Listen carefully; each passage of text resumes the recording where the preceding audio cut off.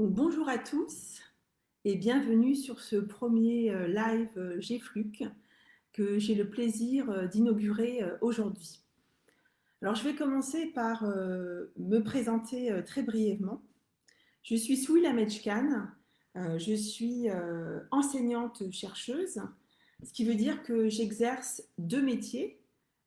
J'enseigne à l'Université de Paris. J'enseigne l'épigénétique, la génétique et la biologie cellulaire et moléculaire. Et je suis également chercheuse au sein d'une unité mixte, CNRS et université, dans une unité qui s'intitule Épigénétique et destin cellulaire et qui regroupe plusieurs laboratoires qui s'intéressent aux mécanismes épigénétiques qui sont impliqués dans le destin d'une cellule au sein de l'organisme, dans des conditions physiologiques, mais également dans des conditions physiopathologiques telles que le cancer.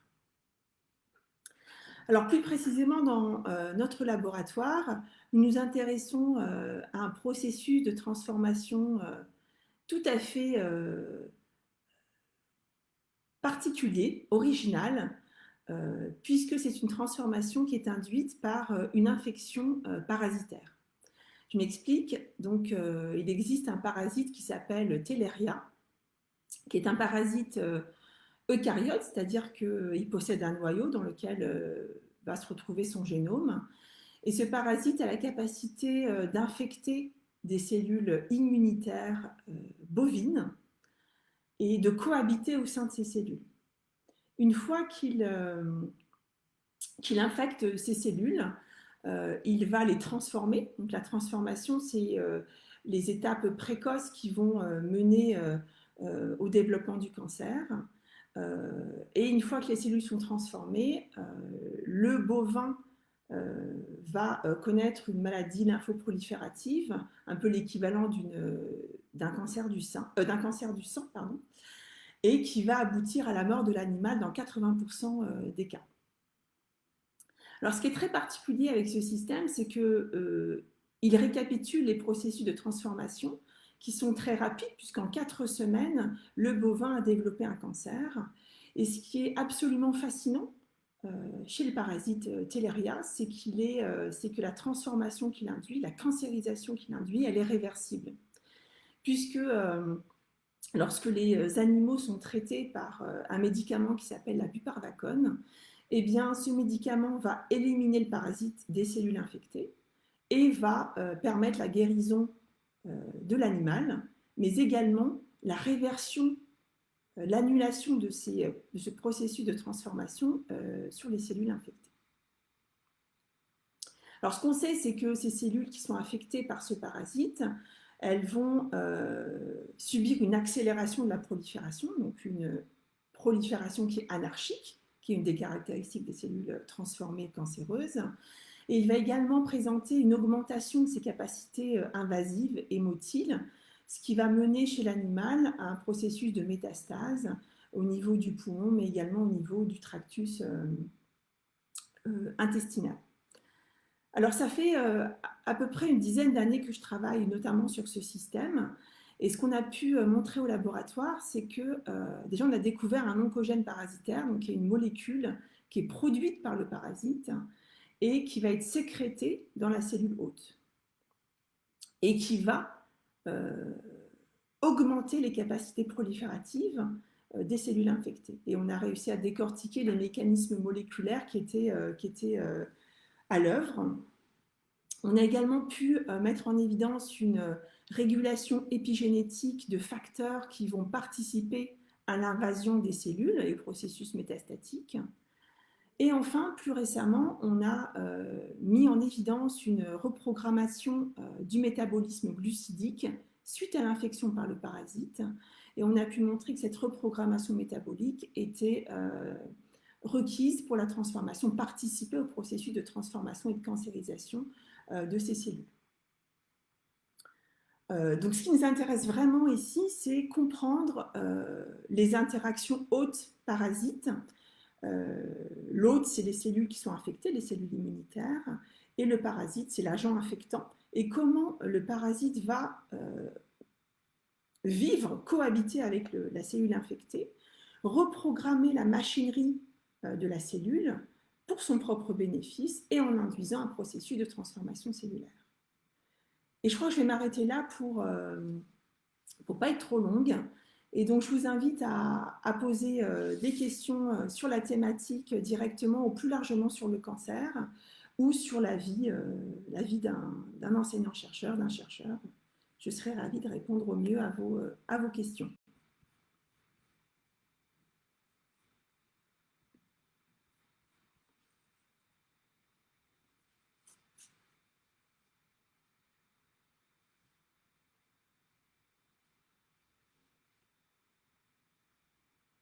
Alors, j'ai une première question qui est comment travaillent donc les chercheurs. Alors, je dirais que vraiment, les chercheurs sont mus par une profonde envie de comprendre. Vraiment, le moteur de notre métier, je crois que c'est quand même la curiosité. Euh, alors, il faut bien comprendre que les mécanismes biologiques sont des mécanismes qui sont extrêmement complexes parce qu'ils sont multifactoriels. Que les choses simples, eh bien, elles ont déjà été découvertes, évidemment. Donc, il y a beaucoup de choses complexes qui restent à découvrir. C'est un véritable défi parce que les phénomènes sont très complexes. Il y a des verrous technologiques qui n'ont pas encore sauté, qui ne nous permettent pas forcément toujours de répondre de manière simple, en tout cas, aux questions qu'on se pose. Mais c'est aussi absolument génial, finalement, de se lever tous les matins avec comme mission d'essayer de comprendre ces mécanismes-là et de les mettre en lumière. Et puis, pour répondre à ces questionnements qu'on a sur le vivant, eh bien, on va mettre en œuvre ce qu'on appelle une méthode scientifique. Alors, qu'est-ce que c'est la méthode scientifique? C'est plusieurs étapes qui vont nous conduire à faire des découvertes et qui vont se baser sur des observations, donc soit des observations qu'on a faites via des expériences au laboratoire, ou bien des observations qui ont été faites par d'autres chercheurs et qui ont été mises à disposition scientifiques. Donc on part d'observations et on pose une ou plusieurs questions biologiques pour comprendre des mécanismes biologiques divers et variés, en l'occurrence ici liés au cancer. Et puis, on va mettre en œuvre des approches expérimentales, donc les plus pertinentes possibles, et on va optimiser ces approches expérimentales dans un certain nombre de cas. Et puis, on va réaliser les expériences et on va obtenir des résultats. Et ces expériences-là, il faudra les répéter un certain nombre de fois, de manière à avoir suffisamment de résultats pour pouvoir faire une analyse statistique derrière. L'analyse statistique, elle va servir à tester la robustesse de nos conclusions et de nos résultats. Et une fois qu'on aura fait ça, eh bien, on pourra infirmer ou confirmer nos hypothèses et puis mettre de nouveau une méthode scientifique en avant pour décortiquer plus avant les mécanismes cellulaires et moléculaires de manière de plus en plus précise pour comprendre ces phénomènes biologiques. Voilà pour la manière, j'espère que j'ai répondu à la manière dont les chercheurs travaillent. Alors j'ai des questions, laissez-moi juste les lire.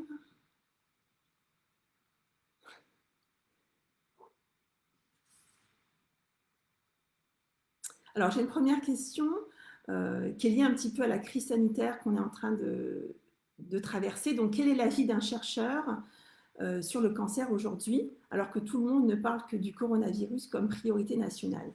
Alors c'est vrai qu'on traverse on va dire une période un petit peu extraordinaire. Alors je dirais tout d'abord qu'en fait il y a un lien entre les virus et le cancer, puisque en fait les premiers oncogènes ont été découverts grâce à des analyses de virus.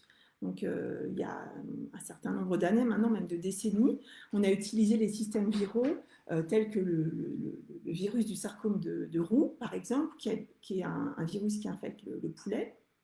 Et l'étude de ce virus a permis l'identification des oncogènes, qui sont des molécules qui jouent un rôle absolument fondamental dans le processus de cancérogénèse. Et puis, on connaît également d'autres virus qui ont des capacités transformantes. comme par exemple le papillomavirus ou le virus de l'hépatite C, par exemple. Donc il y a quand même un lien, mais c'est vrai que bon, nos recherches sont un petit peu mises de côté parce que, bon, à cause du confinement. Donc on essaie de travailler au mieux à la maison en essayant de continuer un petit peu ce travail. Je dirais que plus généralement, je trouve que cette crise sanitaire met justement un petit peu au devant de la scène le chercheur qui souvent est un petit peu, se retrouve un petit peu dans sa tour d'ivoire. Finalement, il est très peu sur le devant de la scène et il fait plutôt un travail de l'ombre, hein, un travail de compréhension du vivant dans son laboratoire avec ses équipes, avec les étudiants, les doctorants, les post-doctorants. Donc c'est vrai qu'on vit un petit peu, on a l'impression dans un espèce de microcosme. Et puis on communique les fruits de nos recherches, évidemment, au travers de conférences, d'articles, euh, soit vulgarisés, mais très souvent c'est plutôt des articles dans des comités de lecture, c'est-à-dire des articles destinés quand même à une communauté scientifique. Donc je dirais que ça a quand même comme effet collatéral de mettre un petit peu sur le devant de la scène le chercheur, avec évidemment les controverses, évidemment que ça peut poser, mais je trouve que c'est intéressant que la société voit un petit peu ce travail de l'ombre, qu'elle comprenne également, et j'espère au travers d'explications que c'est un travail sur le long terme, le travail de la recherche. C'est un travail qu'on aimerait, enfin en tout cas que les gens souvent aimeraient être plus rapides et nous les premiers, mais c'est un travail qui nécessite des étapes, un petit peu comme j'ai expliqué la méthode scientifique. On travaille sur des systèmes vivants, donc extrêmement complexes. Il faut répéter les choses un certain nombre de fois pour être sûr du résultat qu'on a et le valider statistiquement. Ça prend énormément de temps. Et je crois que ça montre un petit peu que la recherche, c'est un travail de longue haleine. Et, euh, et juste pour mettre un peu en perspective l'époque que nous vivons aujourd'hui, il y a un peu plus de maintenant 40-50 ans, je dirais, peut-être 40 ans, lorsque le virus du HIV est apparu, il a fallu plusieurs années aux chercheurs, avec les outils de l'époque, pour isoler et séquencer le virus du HIV. Et là, il nous a fallu, pour le coronavirus, donc pour le SARS-CoV-2, le virus du SARS-CoV-2, il nous a fallu quelques semaines, 2-3 semaines. Donc, il y a vraiment des verrous technologiques qui ont sauté et qui ont permis une formidable, en fait, euh, caractérisation extrêmement rapide de ce virus-là. On a compris énormément de choses. Il y a encore beaucoup de choses à comprendre, évidemment. Mais comparativement à ce qu'on aurait pu vivre il y a 50 ans, on a compris énormément de choses très vite. Et ça, il suffit juste de regarder le nombre de publications qui ont été générées depuis 3 mois, que ce soit en préprint ou même en articles publiés et reviewés par nos pairs. C'est absolument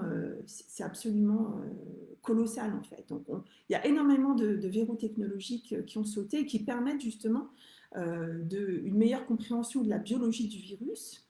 Donc je pense qu'en tant que chercheuse, cette crise sanitaire, je pense, va permettre une réflexion peut-être sur justement le rôle du chercheur dans nos sociétés actuelles. Alors ensuite, il y a une question, on me demande, pouvez-vous expliquer comment les chercheurs travaillent avec des associations telles que le GFLUC, donc les entreprises contre le cancer? Alors, ça met un petit peu en avant l'importance du soutien financier. Alors, est-ce que le soutien financier il est important pour le chercheur? La réponse est oui, il est absolument fondamental.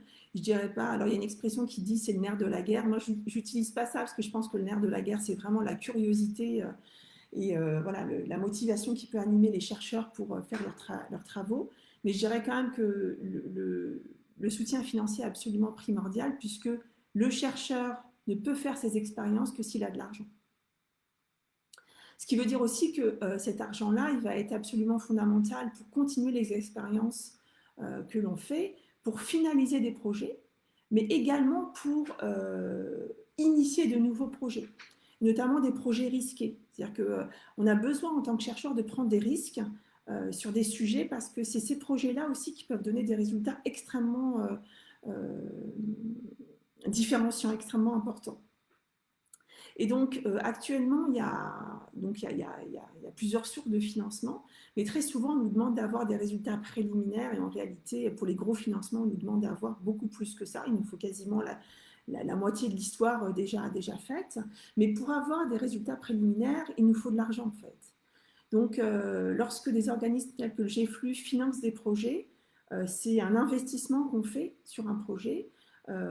Et c'est aussi une chance de pouvoir développer un projet risqué ou un peu moins risqué, mais qui permet d'avoir des résultats préliminaires solides qui permettront ensuite d'écrire des demandes de financement à l'échelle nationale ou internationale et pouvoir financer des plus gros projets. Mais je dirais que ce type de financement est absolument essentiel pour les chercheurs, notamment pour les jeunes équipes, mais également pour les plus grosses équipes, et que c'est quelque chose qui est absolument nécessaire pour soutenir la recherche, tout à fait.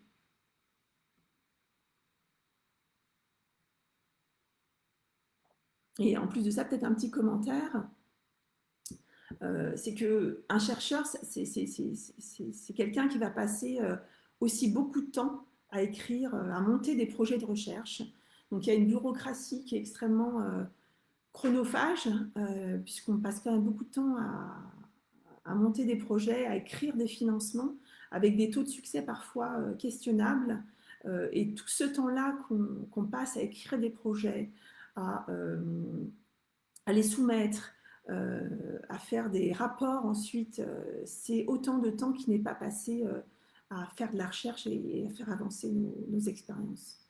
Donc voilà.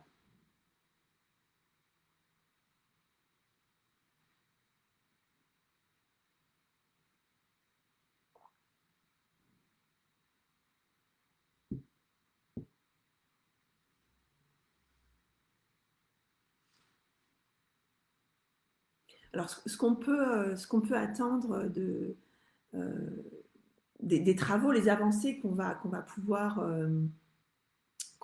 produire grâce à nos travaux et grâce à ces financements qui financent nos travaux, c'est tout d'abord produire de la connaissance, c'est-à-dire que le chercheur, il essaie de comprendre des mécanismes biologiques dans un contexte physiologique ou physiopathologique, en l'occurrence ici dans un contexte de cancer.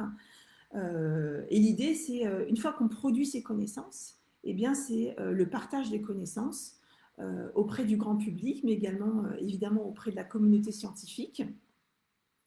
Et c'est au travers de la compréhension des mécanismes qui régissent le fonctionnement d'une cellule cancéreuse qu'on va pouvoir penser, qu'on va pouvoir designer des stratégies qui vont permettre de contrecarrer justement ces dérégulations qui sont observées au niveau des cellules cancéreuses.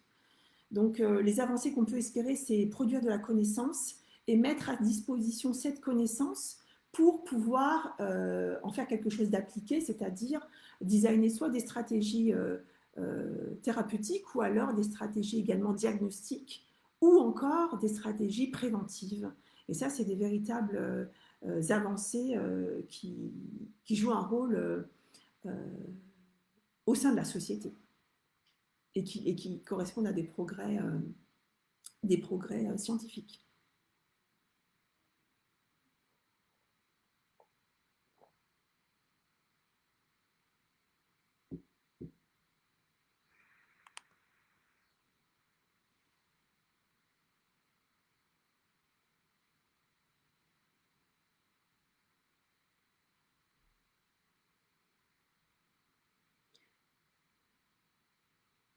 Alors j'ai une question sur la place du chercheur dans la société. Donc, c'est vraiment mis en lumière en ce moment puisqu'on traverse une crise sanitaire particulièrement importante et on voit un petit peu le rôle du chercheur qui est un rôle qui vient un petit peu en amont finalement de celui du médecin puisque nous on essaie de comprendre la biologie du virus par exemple et on met à disposition ces trouvailles, ces découvertes pour pouvoir penser des stratégies thérapeutiques, diagnostiques et épidémiologiques, etc., pour la gestion de la crise à l'échelle humaine, mais également à l'échelle de la population.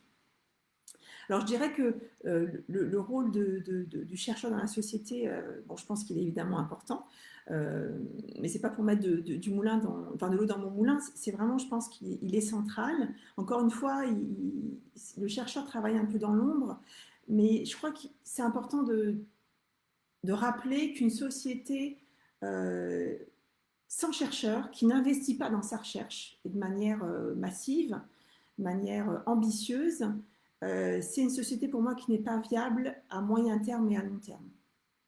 Alors c'est sûr que c'est un investissement, mais c'est un investissement qui a des répercussions absolument multiples sur la société, tant sur l'éducation, puisque moi je suis enseignante-chercheuse, donc je sais très bien qu'il y a une passerelle absolument, enfin il y a un lien absolument étroit entre la recherche et l'enseignement. C'est-à-dire que je me nourris énormément de ma recherche, des travaux de recherche que je fais et de la veille scientifique de recherche que je peux faire pour nourrir mes enseignements et qui sont absolument indissociables, surtout des enseignements à l'université.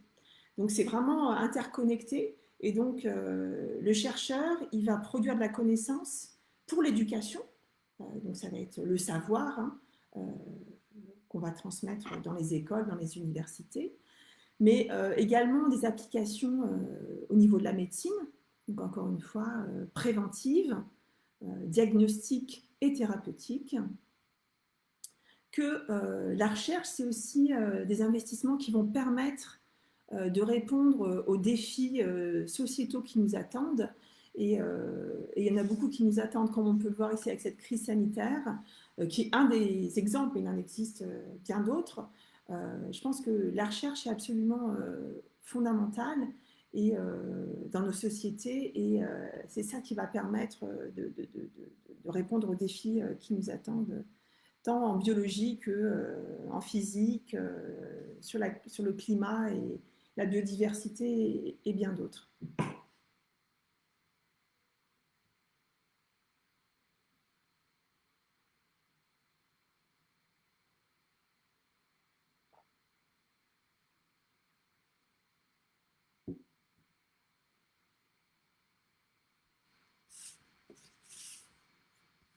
Ah, je n'ai pas vu, je ne voyais pas les autres questions. Euh,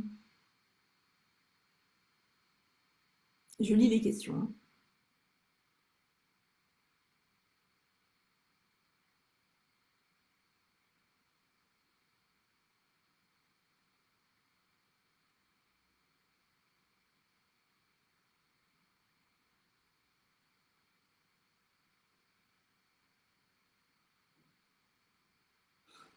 Alors, j'ai une question, alors j'ai beaucoup de questions, hein, mais je vais essayer de les prendre les unes après les autres.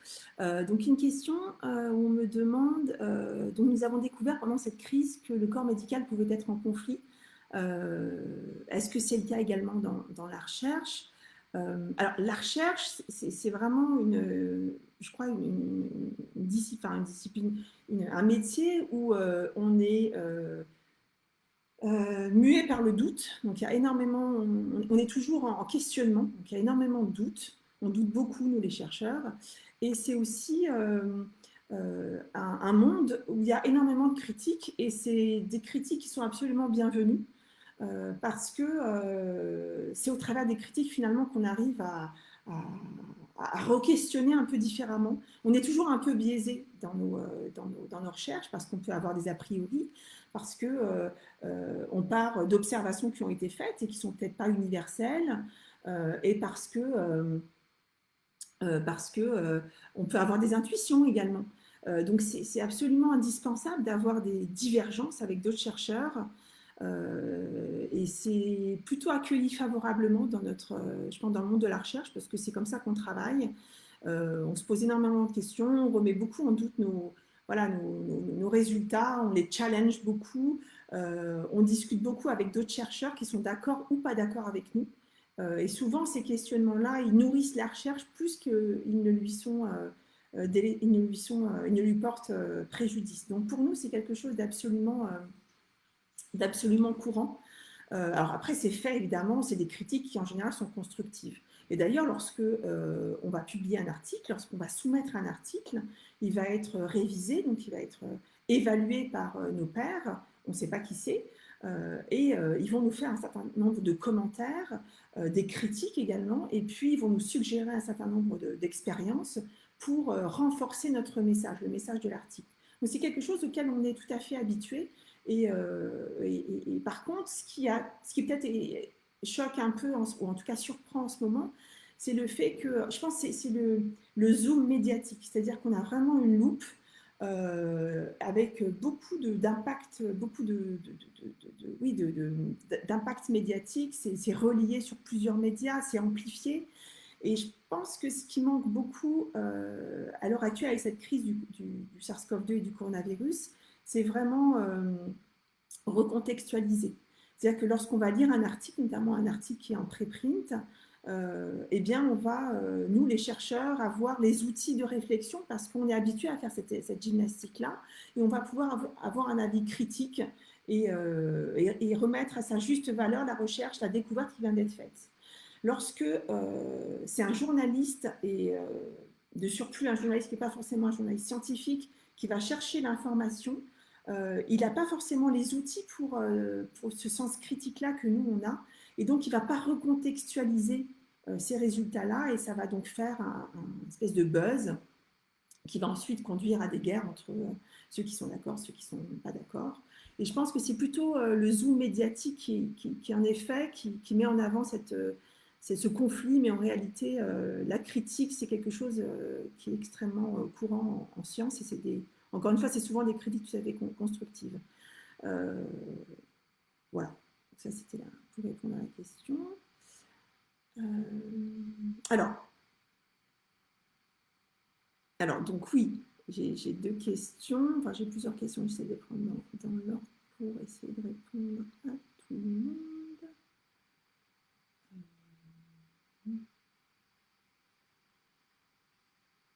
Alors, on nous pose la question, lorsque vous choisissez un projet de recherche, est-ce que vous pensez aux applications possibles? Évidemment, on y pense, mais c'est pas vraiment le mot. Enfin, bien sûr qu'on espère que nos recherches fondamentales vont aboutir à des applications. C'est vraiment je dirais, le Graal pour le chercheur. Mais c'est vrai que nous, ce qu'on veut vraiment comprendre, c'est les mécanismes à l'œuvre. Et on sait que ces mécanismes-là, une fois qu'ils sont compris, pourront aider d'autres chercheurs ou la communauté médicale à penser des stratégies pour contrecarrer. Donc on sait que le fruit de nos travaux, lorsqu'on bosse en cancérologie évidemment, vont être amenés, et on l'espère, à être développés pour des applications thérapeutiques ou diagnostiques ultérieures. Donc je dirais que ça reste quelque chose auquel on pense, mais ce qui nous motive vraiment, c'est quand même la curiosité de comprendre et de décortiquer ces mécanismes, avec évidemment l'espoir qu'ils seront utilisés pour des applications ultérieures.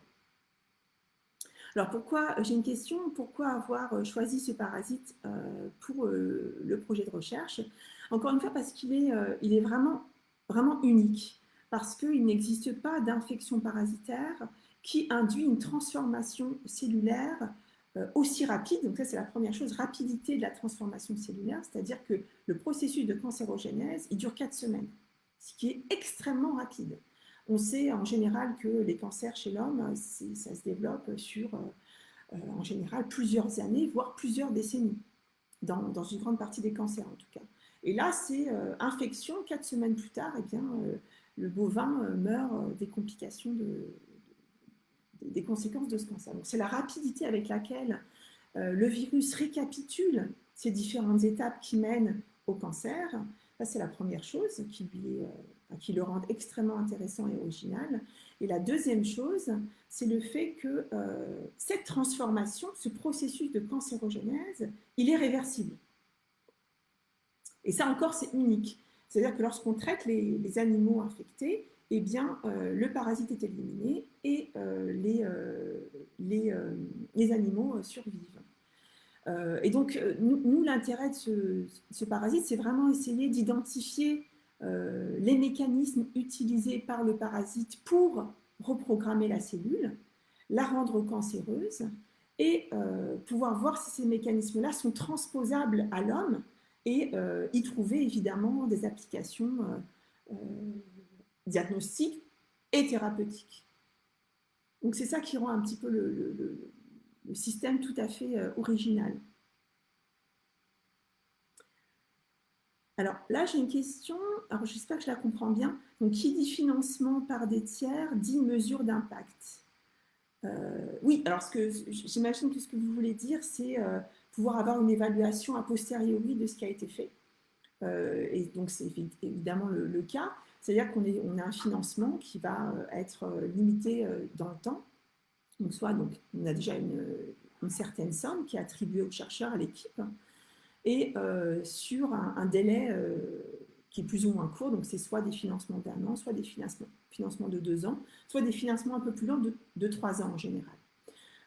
Et au terme de cette période-là, évidemment, on est évalué pour nos recherches, c'est-à-dire qu'on va réaliser un dossier qui va récapituler tout ce qu'on a mis en œuvre, les résultats qu'on a pu en tirer et la manière dont on a diffusé ces résultats au travers de conférences, d'articles scientifiques, et évidemment comment on pense poursuivre ces recherches. Donc évidemment, ces financements-là, ils sont suivis et ils exigent en quelque sorte une justification a posteriori de l'utilisation de ces crédits-là, ce qui est quelque chose de complètement entendable pour le chercheur puisqu'on répond aussi à un cahier des charges et on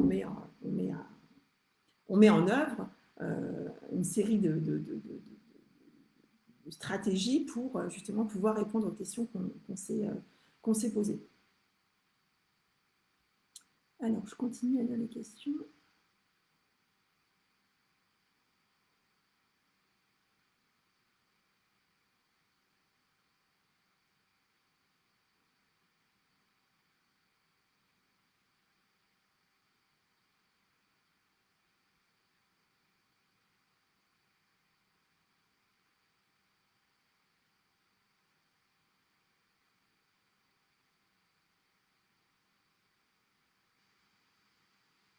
Alors là, j'ai une question peut-être un peu plus générale. Les parasites sont-ils pertinents pour la recherche? Sont-ils bons pour la recherche? Alors, c'est des outils qu'on utilise. En fait, c'est des systèmes modèles. Donc, les chercheurs travaillent beaucoup sur des systèmes modèles pour pouvoir justement récapituler les différentes étapes qui conduisent à un cancer. Donc, c'est des systèmes en général qui sont plus simples que la cellule cancéreuse, enfin que la cellule cancéreuse ou même la tumeur, puisque la tumeur, c'est constitué d'énormément de cellules très hétérogènes avec des génomes et des épigénomes extrêmement différents d'une cellule à une autre et qui vont interagir avec un environnement particulier. Donc l'idée en fait d'utiliser des systèmes modèles comme le parasite, mais ça peut être également des bactéries. Il existe certaines bactéries qui induisent des transformations ou également des virus. Il y a des virus qui, lorsqu'ils infectent l'homme, comme les hépatites C par exemple, ou le HPV, qui dans le cas du cancer du col de l'utérus, qui vont constituer des systèmes plus simples, parce que leur génome est moins complexe aussi, et qui vont nous permettre d'identifier des voies de signalisation, des fonctionnements qui sont donc un peu plus simples à comprendre et qui peuvent être tout à fait transposés chez l'homme. Si on prend les exemples du virus du sarcome de Roux ou du HPV, bien le fait de décortiquer le fonctionnement de ces virus et comment ils impactent la cellule qu'ils infectent a permis de mettre en évidence des voies de signalisation qui étaient altérées dans plusieurs cancers et donc d'être applicables à plusieurs cancers. Donc ça reste quand même très pertinent encore d'utiliser des systèmes modèles pour faire de la recherche contre le cancer.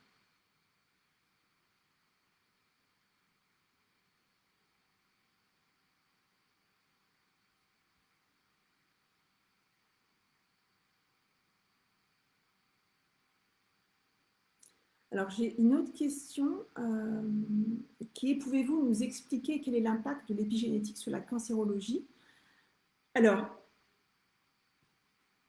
Ce qu'il faut comprendre, c'est que pendant très longtemps, on a pensé que le cancer était une maladie génétique.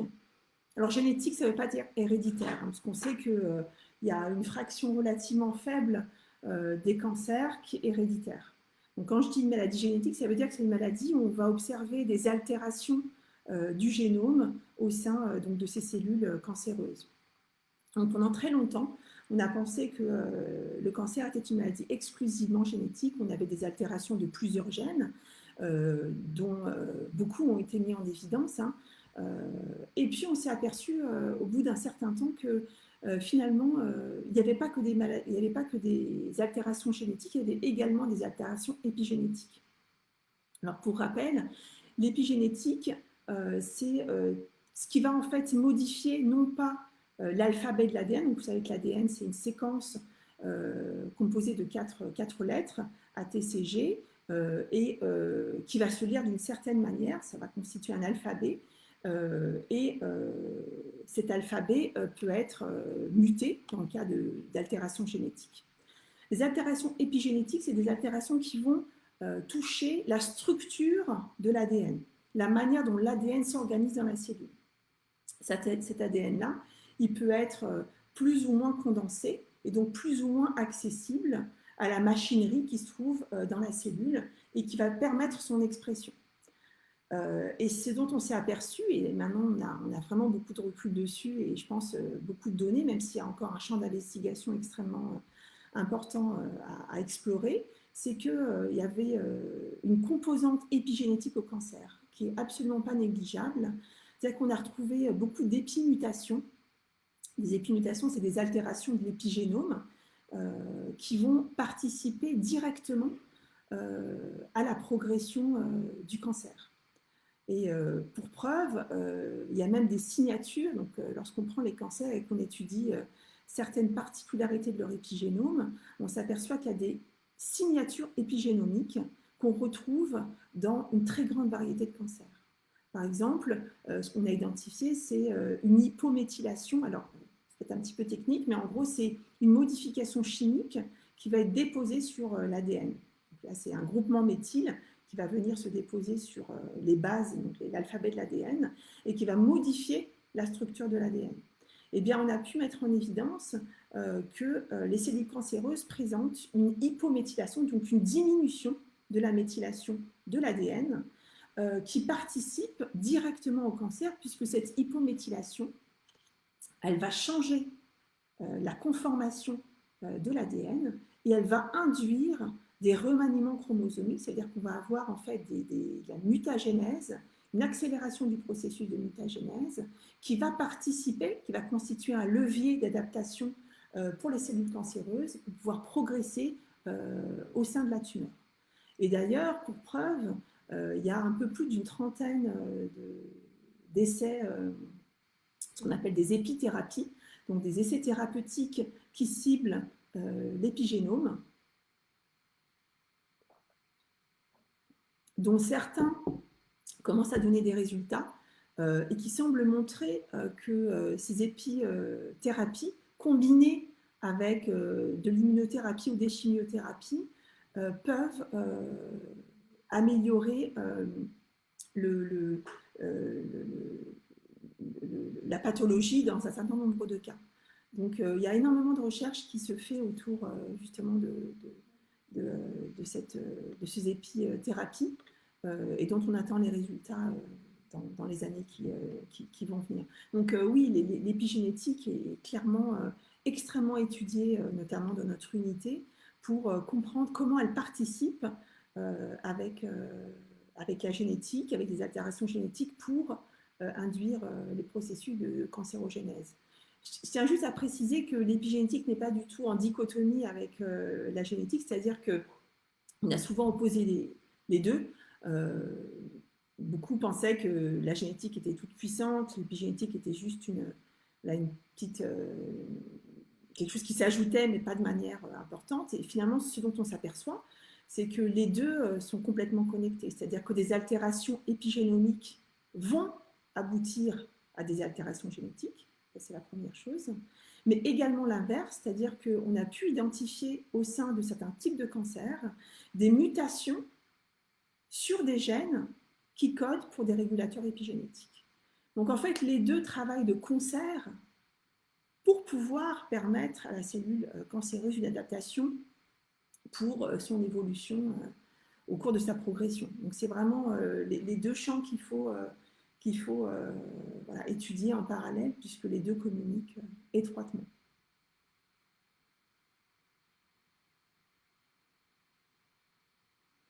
Alors j'ai une question qui demande quel est le rôle joué par le métabolisme dans le processus de cancérogénèse. Alors c'est un rôle qui est important. Alors c'est un rôle qui a été mis en lumière, en tout cas décrit, sans forcément la compréhension de ce qui se passait vraiment, mais qui a été décrit très tôt par Otto Warburg dans les années début du XXe siècle, qui avait observé que les cellules cancéreuses utilisaient beaucoup plus de glucose, beaucoup plus de sucre. Et puis c'est resté un petit peu en latence, et puis ça a été un peu ravivé ces dernières décennies. Et une des caractéristiques des cellules cancéreuses, d'une très grande majorité d'entre elles en tout cas, c'est qu'elles présentent une reprogrammation de leur métabolisme, c'est-à-dire qu'elles vont utiliser beaucoup plus de glucose, beaucoup plus de sucre, donc elles vont avoir cette dépendance vis-à-vis du sucre, qui est d'ailleurs une des manières, enfin une application diagnostique qui en a été faite. Donc premièrement, elles utilisent beaucoup plus de glucose, mais également elles utilisent le glucose différemment. Donc le glucose, une fois qu'il rentre dans la cellule, il va être métabolisé pour donner un certain nombre d'intermédiaires moléculaires. Et là, on va avoir une métabolisation qui va être modifiée et dont on sait qu'elle participe au processus de transformation cellulaire. Donc le métabolisme des cellules cancéreuses est profondément différent des cellules non cancéreuses, que ce soit au niveau du métabolisme glucidique, mais également du métabolisme d'oxydoréduction, du statut d'oxydoréduction qu'on peut observer dans les cellules cancéreuses. Et les deux, en réalité, sont liés.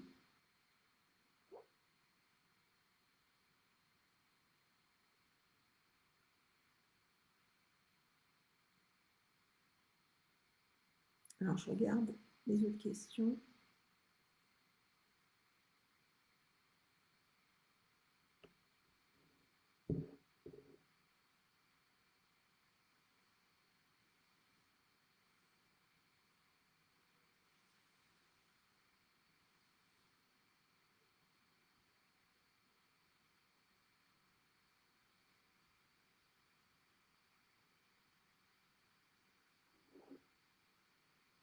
Alors, peut-être une autre question, un autre intérêt d'un commentaire, c'est comment est-ce que le chercheur participe au progrès scientifique? Est-ce que la recherche, en gros, participe au progrès de nos sociétés? Et je dirais que oui, parce que c'est au travers des découvertes que l'on fait, donc au travers d'une meilleure compréhension du vivant, que ce soit à l'échelle cellulaire ou moléculaire ou même atomique, c'est au travers de cette compréhension du monde, du vivant, qu'on arrive à produire des connaissances, à générer du savoir et à pouvoir mettre ce savoir à disposition de tous. Que ce soit au niveau de la communauté scientifique, qui est quand même une communauté assez spécialisée, mais également au niveau du commun des mortels, finalement, de nos sociétés, au niveau donc, de l'éducation. Et je pense que c'est vraiment quelque chose qui fait progresser parce que c'est au travers de ces découvertes-là qu'on va mettre en lumière des mécanismes qui vont permettre de prévenir, de diagnostiquer et de traiter les pathologies comme le cancer. Donc c'est vraiment une exploitation des résultats des recherches pour penser un monde meilleur, un monde où les pathologies seraient soit prévenues, ce qui finalement serait l'idéal puisque vraiment, on participerait en amont de la pathologie, à éviter cette pathologie, et ensuite diagnostiquer au mieux, donc pour vraiment définir le type de pathologie auquel on a affaire, les sous-types de cancer, et évidemment pouvoir traiter ces cancers avec les connaissances qui sont générées tous les jours dans les laboratoires de recherche. Donc oui, je pense que le chercheur participe grandement au progrès scientifique au travers de ces recherches.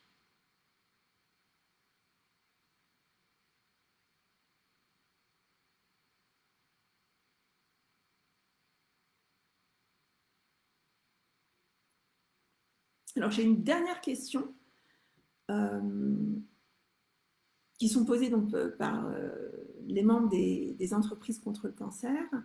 Euh, vous avez été récompensé en 2019 par notre association. À quoi va concrètement vous servir votre bourse de recherche en termes de ressources humaines ou d'équipements, par exemple? Alors, donc moi, j'ai été financée sur un projet qu'on a lancé déjà, évidemment, qui se propose d'essayer de comprendre comment cette reprogrammation métabolique induite par le parasite euh, est permise grâce à ce qu'on appelle des vésicules, sont des exosomes, sont des nanoparticules qui sont produites par les cellules et qui vont contenir des molécules, des acides nucléiques, de l'ARN, donc des protéines et d'autres choses. Comment, au travers de ces vésicules, le parasite va communiquer avec la cellule hôte, permettre euh, sa reprogrammation métabolique et participer ainsi au processus de cancérogénèse. Et concrètement, cet argent-là, il va servir tout d'abord donc, beaucoup en termes de réactifs, c'est-à-dire que le chercheur, quand il fait ses expériences, il faut qu'il achète énormément de réactifs. Euh, et donc, la première chose, c'est essayer de purifier, d'isoler ces exosomes. Donc, c'est un vrai challenge technologique, parce que c'est des stratégies expérimentales qui sont assez lourdes et qui sont très délicates, parce qu'on a besoin de récupérer des vésicules très pures. Donc ça, c'est la première chose. Et ensuite, on va, une fois qu'on a, donc ça c'est déjà mis en œuvre, on est en train d'optimiser cette partie-là. Et une fois qu'on a isolé ces vésicules, c'est pouvoir caractériser leur contenu. Et ça, c'est des approches que nous, on connaît bien au laboratoire, puisque on s'est formé en bioinformatique. Donc c'est vraiment de l'analyse à grande échelle des protéines, mais également des acides nucléiques, des ARN. Donc, grâce à des approches bioinformatiques qu'on a mis en place au laboratoire, on va pouvoir réaliser ces analyses-là qui coûtent, on va dire, assez cher. Donc, c'est des analyses de séquençage à haut débit, séquençage de l'ARN, et également des analyses de spectrométrie de masse, analyse des peptides générés par les protéines. Et c'est des applications qui sont faites au sein de nos instituts en collaboration avec des plateformes technologiques et qui sont assurées. Enfin, ce travail-là, c'est un travail qui est assuré aussi par des étudiants, par des postdocs du laboratoire. Donc c'est des financements qui émergent. Donc merci à eux, évidemment, de faire tout ce travail-là. Merci de leur enthousiasme aussi. Et tout cet argent va servir à réaliser ces expériences en achetant des réactifs et en permettant ce séquençage et cette spectrométrie de masse, les analyses évidemment des cellules derrière, tout ça, ça demande des réactifs. Et grâce à ces types de financement, on va pouvoir au sein du laboratoire essayer de comprendre comment ces vésicules participent à la reprogrammation avec, on espère, des applications thérapeutiques à plus moyen et long terme. Voilà, je crois que je vais m'arrêter là parce que sinon ça risque d'être un petit peu long. En tout cas, merci beaucoup de toutes ces questions. Merci d'avoir participé à ce premier live, qui est aussi une première expérience pour moi. J'imagine que ces lives vont continuer avec des rendez-vous avec les prochains lauréats, enfin les lauréats, on va dire, de l'année 2019, qui vont venir présenter leurs travaux et permettre un petit peu d'expliquer au grand public le rôle de la recherche et des chercheurs dans, dans nos sociétés modernes. Je vous remercie beaucoup et je vous souhaite une excellente journée. Prenez bien soin de vous. À bientôt.